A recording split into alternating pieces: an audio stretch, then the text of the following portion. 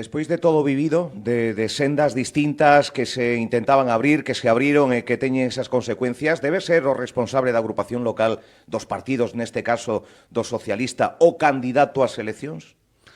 Eu creo que o candidato hai que elixilo no momento oportuno e por quen o partido, e eu diría, neste caso, o partido a nivel de Galicia considere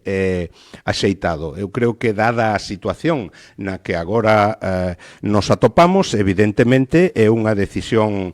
trascendente, é unha decisión importante. Estou seguro de que o PSDG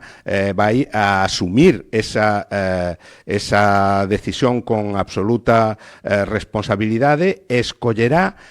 a mellor persoa, o mellor home ou a mellor muller para que lidere unha candidatura nas eleccións do ano 27 que, insisto, manteña un bo nivel de representación do Partido Socialista e, se é posible, o leve de novo ao goberno.